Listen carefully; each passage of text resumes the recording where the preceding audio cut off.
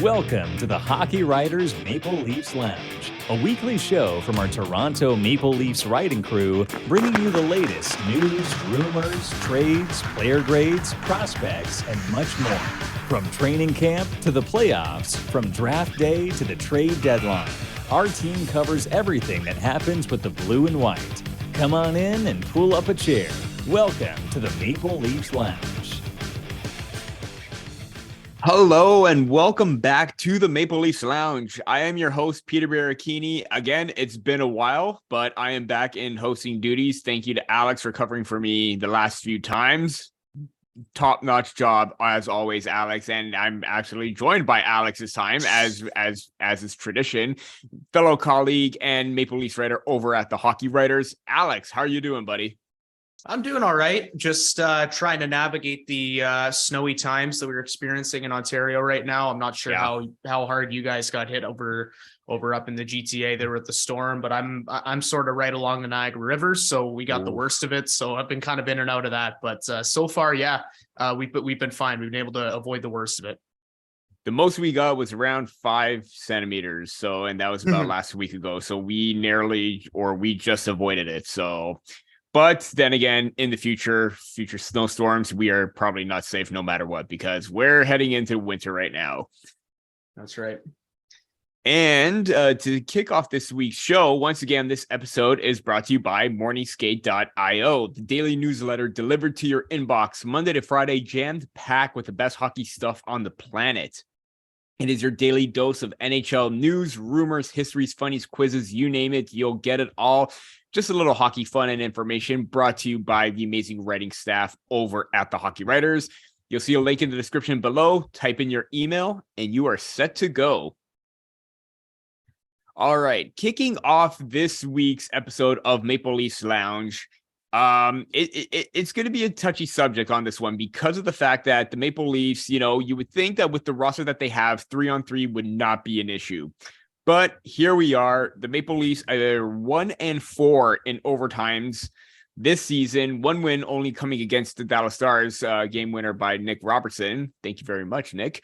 The struggles are continuing on from, defense, puck management, and it's going over into 3-on-3.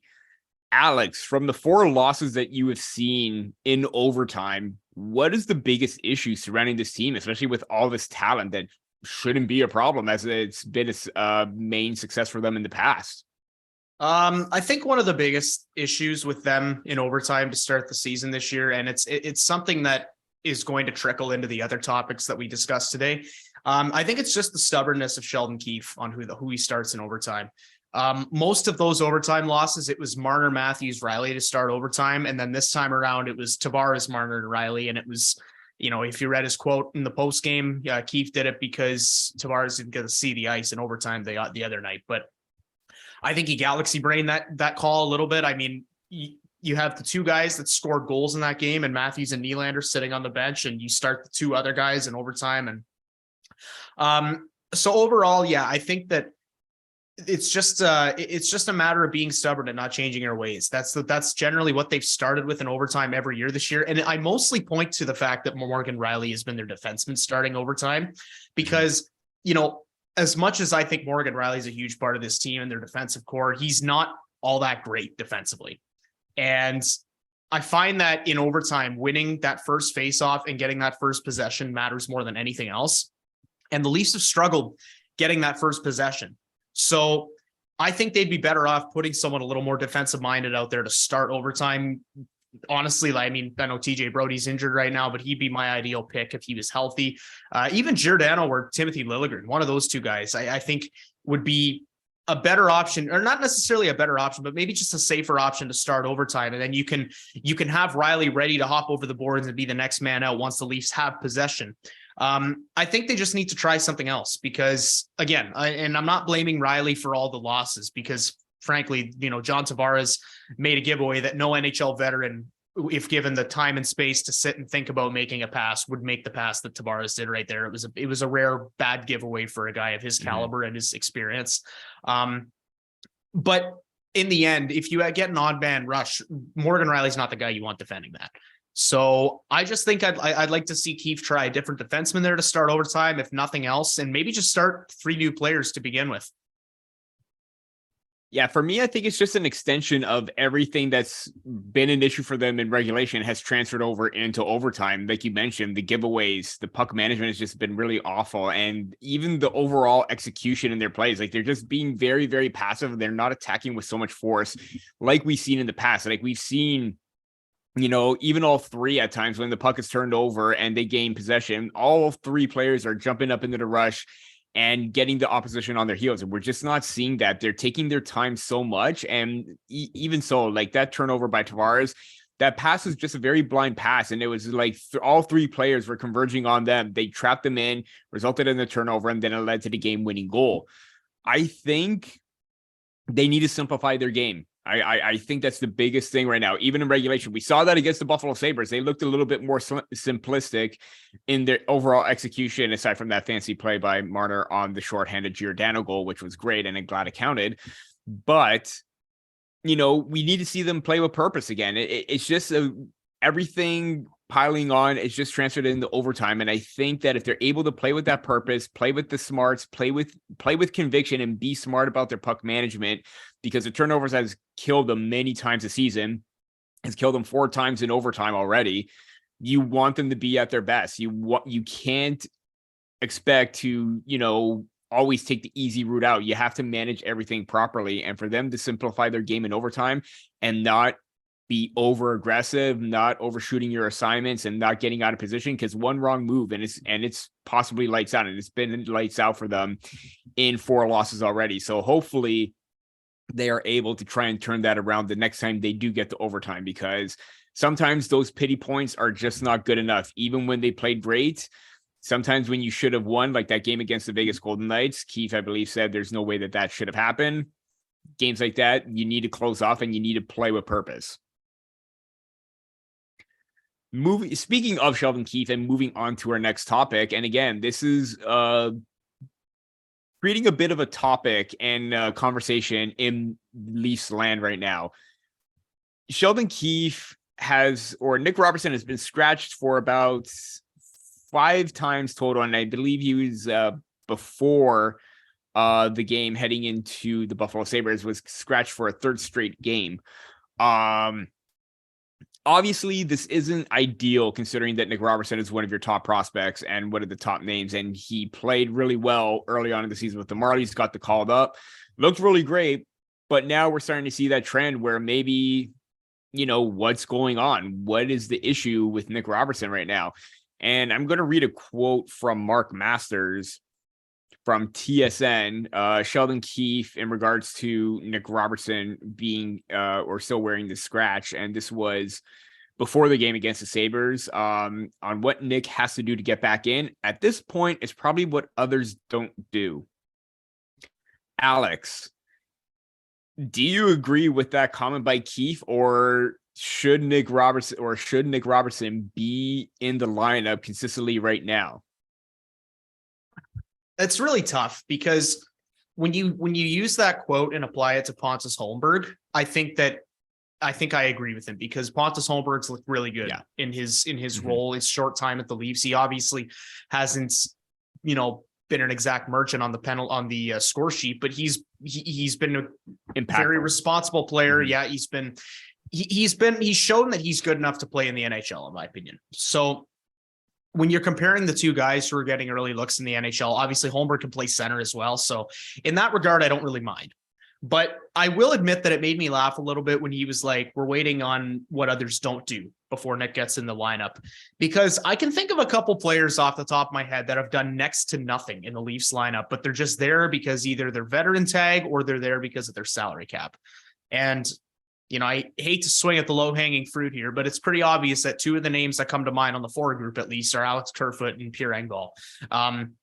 Engvall had a good game against Buffalo. I'll give him credit there. He set up Calle Jarnkrok for the 2nd goal. I found that he was just a little more engaged in general.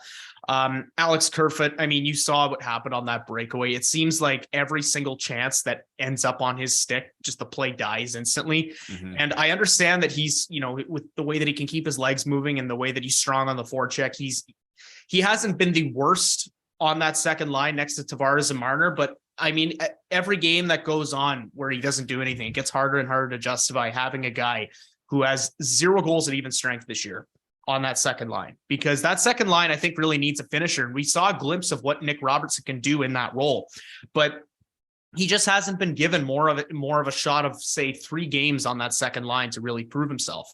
And it's just a tough situation because, as much as I do think that there's value in him being around the guys on the NHL team and, learning the day-to-day of the NHL, he's also getting paid more when he's in the NHL. So I'm sure he's not exactly in the worst mood getting scratched these past couple of games. But at the same time, at what point does it just become too much? And at what point do you just ask, like, okay, are you guys going to play Nick Robertson? Is he going to be able to keep developing? Because setting him on the bench every night just isn't doing anything for him. And it's not doing anything for the Leafs either. So, I mean, I understand, not playing him every night, taking him out to get other guys into the lineup. And again, Holmberg would be the guy to come out for him, but he's been great in these past few games. The Leafs have been winning games, so I don't see why they'd be taking him out at this point.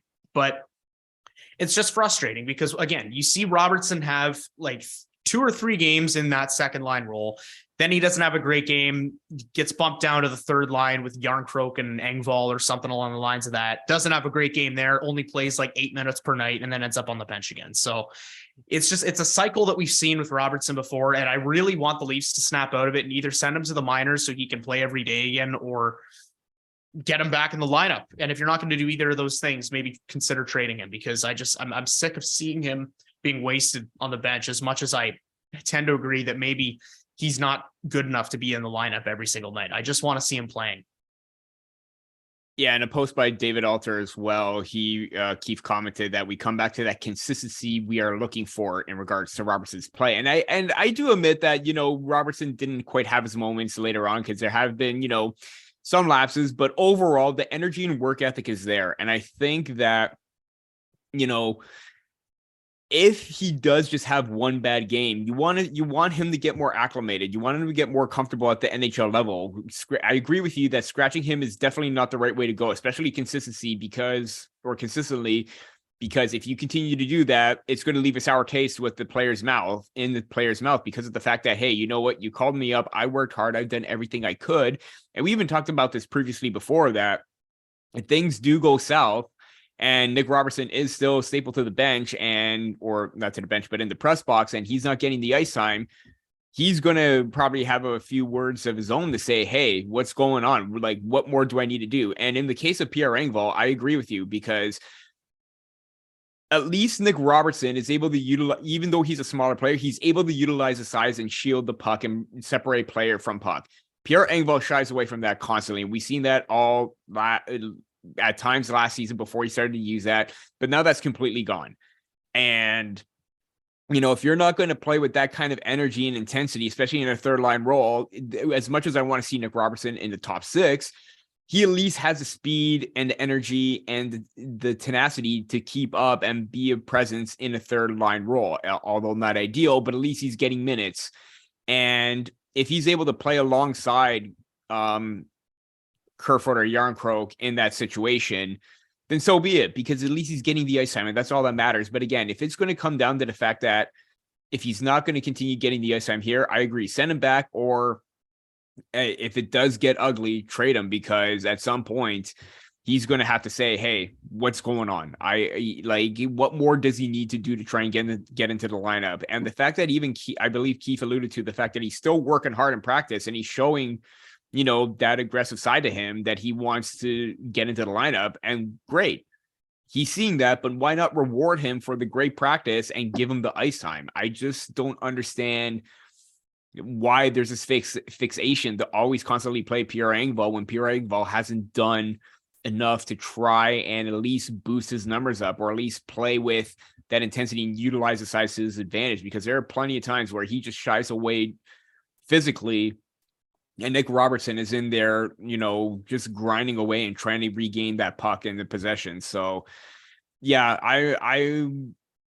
I'm worried that this is probably going to go south if nothing gets done or nothing gets settled to give Nick Robertson more consistent ice time, because who knows what could happen. It really is not necessarily you're at that point where it's going to be concerning, but it will create an issue with both player and the team, coach, and organization.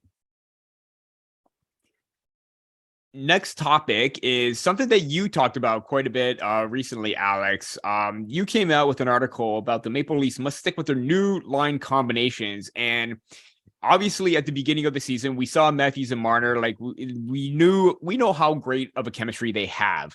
Same with Tavares and Nylander. They have great chemistry, but when things go south and they're not clicking, you do need a spark. And obviously this was going on for some time where Leafs Nation has said, hey, we want to see this change. Put Nylander with Matthews because they could play at the same pace. Put Marner with Tavares because he could slow the game down just as well as Tavares. Lo and behold, that happened. And for 3 straight games right now, we're seeing that chemistry or that line combination starting to work in the Maple Leafs' favor. Just briefly tell us about your article and what are you seeing with the change up with Marner and Nylander?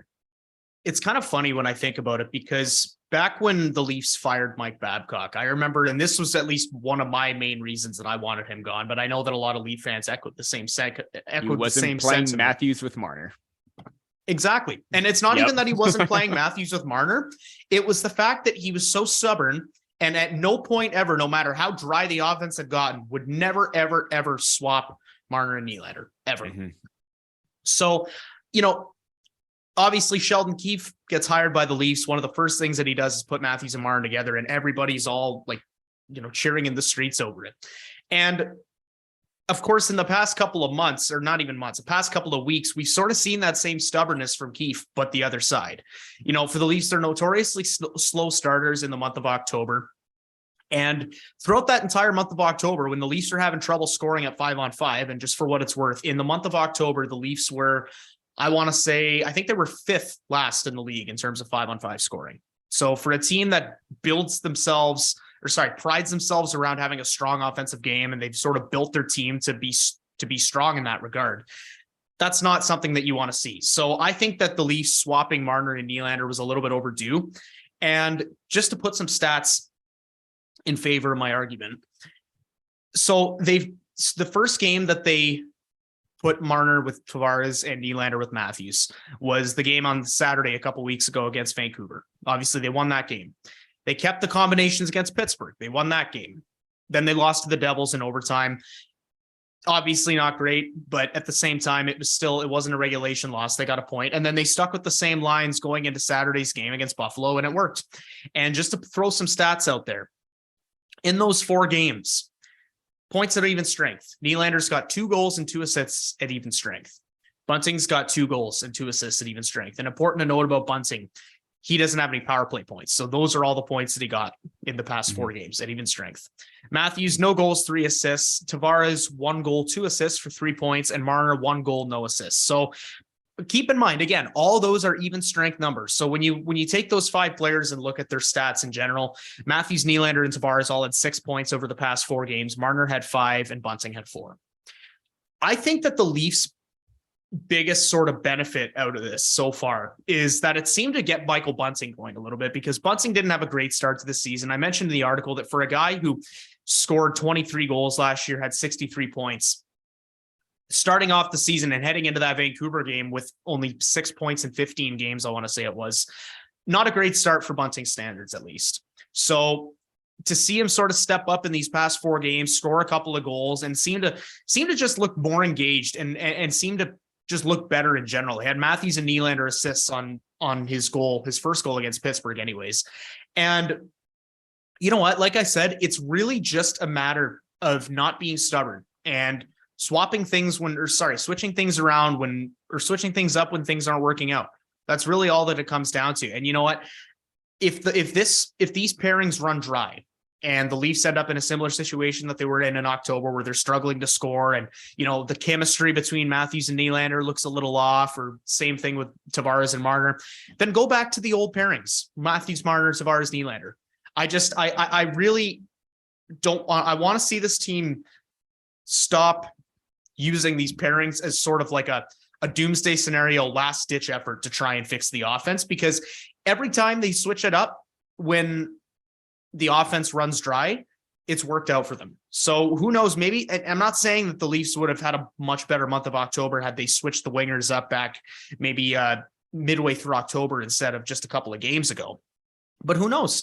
Because the Leafs are having trouble scoring. They're not having trouble or as much trouble scoring right now anyways, and they're backed up by some good goaltending. So I want to see the Leafs experiment and swap those wingers a little more often rather than just, this team is having trouble scoring more than 3 goals in a game and you can't string together 2 wins at once. Might as well swap the wingers. No, just give it a shot more often if things aren't working out. That's really all I want to see. I want to see the flexibility and the willingness to change things up if it's not working, because for a team that prides themselves, like I said, on strong offense and, electrifying players and guys that can come at you and score 30 goals, put up over 80 points. I mean, when the offense runs dry, you don't really have much of an identity anymore. So that there's other combinations that work. I want to see them use it more. You mentioned their goal scoring, 5-on-5 goals for percentage was 43.75% for the month of October. And with a team that has this much amount of firepower, obviously that's not acceptable. And I agree. I do think that Sheldon Keefe is stubborn at times where he needs to make a move. And obviously he wants to show faith in his roster, but at the same time, if it isn't working, it isn't working. You got to find a jolt or like a boost of energy somehow. So the fact that you're able to move Marner off that top line and move Nylander up, and like I said before you went into detail, I think Nylander and Matthews play at that high level pace, and having Bunting on there to be the go between and getting on the forecheck and get the puck to them so they can continue the cycle is great. Tavares and Marner, Marner tends to slow the game down. Same with Tavares, but we're seeing Tavares pick up his pace a little bit, and we're seeing that energy and, John Tavares of, the first season when he came over here, when he had that 40-goal, 80-point season. So the fact that he's starting to go and he's playing at a high level of pace right now is great for the top 4 right there. And if they're able to find that success and find that balance, I think it's just going to be a great sign, because no matter what happens and no matter who they play with, they're going to get results. So we already know that Matthews and Marner play well. Tavares and Nylander play well.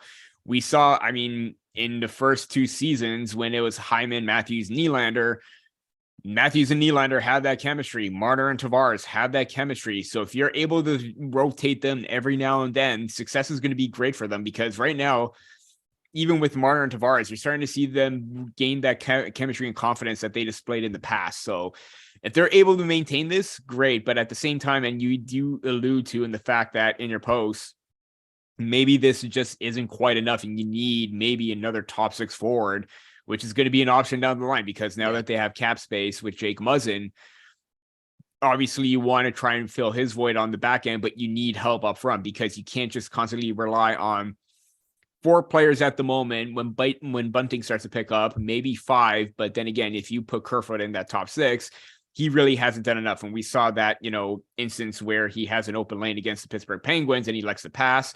We saw him, not score on that breakaway, which just seems, like you said, seems to be a common occurrence right now. But the fact that they're able to get going, and no matter who they're playing with in terms of their partner on the line, they're getting results, and that's the main thing that matters, and they need to keep showing that. To take a quick break in this episode, this show is also brought to you by Sports Fan Side Hustle, a new digital course that teaches passionate sports fans how to make a lucrative side income off of their love of the game. Get off the sidelines and into the game with a course that will teach you more than 14 different and easy to start methods any sports fan, even ones with little to no experience in writing, podcasting, video production, collectibles, or marketing, can use to make a steady part-time or full-time income. All you need is the internet, a computer, a passion for sports, and a few hours a week. Go to sportssidehustle.com to get the absolutely free startup guide that will explain 4 keys to unlocking this income opportunity. Again, that's sportssidehustle.com, and get started today. Jumping into our next topic, obviously this offseason with the goaltending, it was a bit of a gamble for Kyle Dubas. He goes out and trades for Matt Murray and signs Ilya Samsonov. Ilya Samsonov is looking great. Matt Murray goes down with an injury, and now everything seems to have reversed, where Ilya Samsonov goes down with an injury, out 2 weeks, starting to come back, starting to skate, and Matt Murray is taking the reins in goal as he was named the starter to start the season, and we're starting to see why maybe fans shouldn't have doubted Matt Murray in the first place, because he is starting to get back into that form with the team with the Pittsburgh Penguins before he joined the Ottawa Senators. And already right now, obviously he had the one loss against the Montreal Canadiens, but since coming back, he's 2-0-1 and has posted a .900 save percentage in each of his games, .946 against the Penguins, .909 against the Devils, and .941 against the Buffalo Sabres. Alex, what are you making of his, not necessarily, I'm going to say strong start, because that first game, it didn't really amount to much because he got injured right after. But what do you make of his strong start and bounce back, coming back from that injury where, many were hesitant to bring him in because of his injury history? Yeah, I mean, we talked all offseason about, how much of a risk this is going to be, and how, there's a really, really high ceiling, but there's also a really, really low floor. Yeah. And obviously in the first couple of days of the season, and like I sent out a tweet kind of like this, we got the whole Matt Murray experience. He made a couple of massive saves against Montreal in the opener. Every goal that went by him, however, was his glove side, and then he got injured a couple days after he made that start. So that was obviously a less than ideal start for Matt Murray. But over these past couple of games, and I know it's a super small sample size, and people have got to understand that when we analyze super small sample sizes, we're looking at what happens in that sample size. We're not using it to base our outlook on the rest of the season. Mm-hmm. But anyways, in those 3 games, I think we've seen a lot of the good that Matt Murray can bring, and a lot of what that potential ceiling could be for him if he can stay healthy. He's a big guy. He takes up a lot of the frame in the net. His glove hand looked better over these past 3 games compared to how it's looked in the past.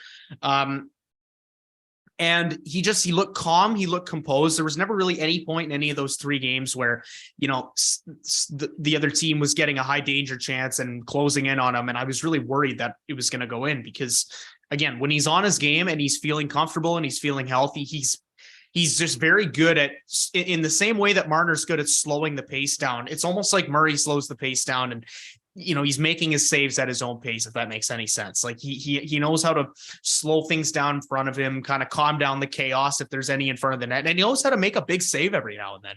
So I'm encouraged by what I've seen from Murray so far, and it's only going to get more interesting when Samsonov's back from his injury, because we've mentioned it and we've talked about it a million times. Both of those goalies have something to play for, and Samsonov is, it's obviously great that Matt Murray's doing what he is right now. But if I'm Ilya Samsonov and I took that $1.8 million deal for 1 year to bet on myself, I don't want that injury to define my entire season. I'm wanting to come back and start sealing some starts back for Matt Murray. And in a perfect world, and it's been so long since we've seen a Leafs team that's had this, but in a perfect world, you get both of them at the top of their game, and they're both playing the way that they have to start the season. And I think at that point, there might be possibilities for this Leafs team that we've never seen, because in the end, a lot of the playoff collapses and a lot of the hardships that this team's had to deal with in the past can be tracked back to just needing a save when it matters the most. So I think it's a massive if Murray can stay healthy, because he's shown these durability issues have popped up in the past, and they already have this year. So it's going to be interesting, but I think that if Murray stays healthy, and if he sort of keeps doing what he's doing and keeps up with his training regimen and hopefully avoids any freak injuries, then I think we're going to see a very good version of Matt Murray this year. You mentioned high danger save percent or high danger saves, and that was the main thing with last year. Obviously, Peter Mrazek wasn't that great when the puck was in the high danger area, and even Jack Campbell looked shaky. Just going through the numbers right now, obviously, Ilya Samsonov, he's had more games. His high danger save percentage is .904. Matt Murray is not that far behind, .852. And if you're able to have that high danger save percentage in that mid-range, .850 to .900, you're doing something great. Obviously, you're some players like, David Riddick. Obviously he's only played 3 games. Obviously they're a little bit higher up, but this is 100 minimum of 100 minutes played is what I set it at. So Samsonov is 9th in high danger save percentage. Matt Murray is 25th. If I'm not mistaken, my computer just totally messed up right now. 41st. No, wait. 25th. He is 25th. Okay, so sorry about that little mental lapse there on my part. So the Maple Leafs, their 2 goaltenders are in the top 25 in high danger save percentage. Obviously, you don't want to try and bring Jack Campbell into this, but Jack Campbell is near the bottom at 764. So this gamble that Dubas took on Matt Murray, obviously 3 games, looks like it's starting to pay off. And you mentioned that he's given his team a chance to fight every single time, and he's made some difficult saves, just like Ilya Samsonov has when he was playing before he got injured. So the fact that Murray, if he's going to be healthy, he's going to be playing well. When he's not, that's when the depth comes into consideration, because of the fact that obviously you still have someone great in Samsonov, but when both of them are down, you're going to have to rely on Eric Shalgren. Then you have Keith Petruzzelli coming in. So the big thing for Matt Murray is to stay healthy, obviously, but he is showing promise, and he is showing, that maybe, just maybe, everyone kind of jumped the gun and said that, the Maple Leafs are in a bad spot goaltending. They're going to be a lot worse this year. We don't know what they're doing. Honestly, this is looking great, because this tandem of Murray and even Samsonov have basically, I think, I've surpassed expectations, because they're doing everything they can and proving themselves, because these are make or break years for them. Samsonov on the 1 year, Murray on the 2. And obviously, giving up Jack Campbell, yeah, it was tough, but at the same time, Alex, you mentioned quite a bit that he, down the stretch, he wasn't great, and now he's having a slow start. So I think the Maple Leafs bringing in Matt Murray and Samsonov is great, and if Matt Murray is able to continue this trend, then it's going to create another controversy. Who would you rather start, Samsonov or Murray? Because both are playing extremely well, or or one is playing well and the other was playing great. So you're going to have that internal competition, and like I said, they're going to be pushing each other quite a bit, because they've been looking very solid to start the season, especially Murray. We want him to succeed in the fact that, he's dealt with a bad hand, was dealing with his own injuries in Ottawa, didn't have a great team in front of him. Now he has a better team, although defensively not quite much, because the puck management hasn't been great, but he has bailed him out quite a bit. And I think that's a great start if you're Matt Murray, to try and stop the bleeding and try and get this team on the right path as well. So moving on to our next topic, our final topic, actually, given how, the Maple Leafs have received some concerning news about Jake Muzzin and his injury, and how it's probably not looking great for him. Cervical spine injury, being reevaluated in February, possibly March. Obviously, the Maple Leafs need to do some shopping. They want to try and fill the depth and void that Muzzin brought. So you're probably looking at a defenseman that can eat a lot of minutes, play out 5-on-5, penalty kill, be physical, and do all the things that basically Muzzin did. Alex, you wrote a piece on Muzzin replacements. I took a look at a player.